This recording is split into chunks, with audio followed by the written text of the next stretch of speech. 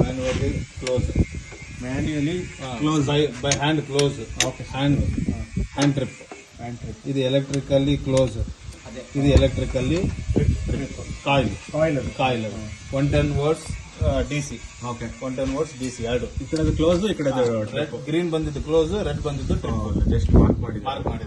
Okay sir. Okay ಇದು spring. Okay charging spring. Okay. ಇದು DC AC DC universal motor ಇದು. Charge motor. ಇವಾಗ ನಮಗೆ ಎಸಿ ಹೋಯ್ತು ಅಂತಂದ್ರೆ ಡಿಸಿ ಚಾರ್ಜ್ ಆಗುತ್ತೆ, DC ಕೂಡ ಚಾರ್ಜ್ ಆಗುತ್ತೆ ಸರ್. ಅಂದ್ರೆ ಕೊಟ್ಟಿರ್ತೀರಾ ಕನೆಕ್ಷನ್ ರೆಡಿ ಇರುತ್ತಾ? ಇಲ್ಲ ನೀವು ಯಾವ್ದು ಕೊಟ್ಟಿರ್ತಾರ ಅದು separate sir.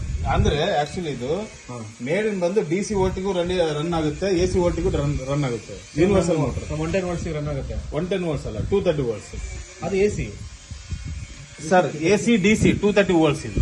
Okay DC 240 volts type VAC VDC ಎರಡು. 220 volts DC, 230 volts VAC. 220 volts DC.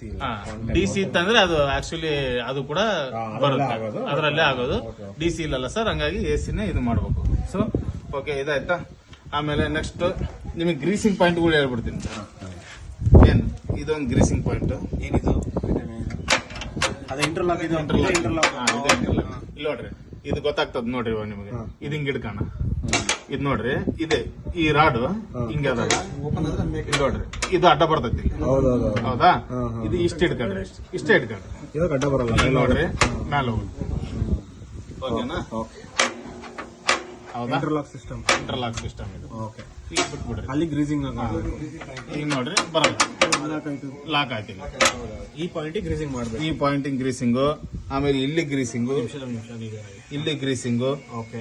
ಆಮೇಲೆ ಇಲ್ಲಿ ಗ್ರೀಸಿಂಗು, ಓಕೆ. ಆಮೇಲೆ ಇವು ಗ್ರೀಸಿಂಗು, 3 ಪಾಯಿಂಟ್ ಮೂವ್ಮೆಂಟ್ ಗ್ರೀಸಿಂಗು, ಆಮೇಲೆ ಇದು ಗ್ರೀಸಿಂಗು, 3 ಪಾಯಿಂಟ್ ಗ್ರೀಸಿಂಗ್. ಇದು ಕ್ಲೋಸ್ ಟ್ರಿಪ್ಪಿಂಗು, ಗ್ರೀಸಿಂಗು, ಆಮೇಲೆ ಇದೊಂದು ಗ್ರೀಸಿಂಗು. ಓಕೆ. ಲ್ಯಾಚ್. ಏನ್ ಲ್ಯಾಚ್ ಇದು sir? Closing latch, tripping latch. ಇದು closing latch, tripping latch. So ಇದು ಆಮೇಲೆ ಇದು ಒಂದು ಇಲ್ಲಿ ಒಂದ್ ಸ್ವಲ್ಪ ಹಾಕ್ರಿ. ಓಕೆ. ಆಮೇಲೆ ಇಲ್ಲಿ ಒಂದ್ ಸ್ವಲ್ಪ ಹಾಕ್ರಿ. ಸ್ಪ್ರಿಂಗ್ ಹಾಕ್ರಿ ಮೇಲೆ ಹಾಕ್ರಿ. ಸ್ಪ್ರಿಂಗ್ ತೆಳಗ ಒಂದ್ ಸ್ವಲ್ಪ ಹಚ್ಚ್ರಿ, ಇಲ್ಲಾಂದ್ರೆ ಇಲ್ಲ. ಆಮೇಲೆ ಈ ಲ್ಯಾಚ್, ಲ್ಯಾಚಿ ಮಾತ್ರ, ಲ್ಯಾಚ್ಗಳಿಗೆ ಹಚ್ಚ್ರಿ. ನಿಮಿಷ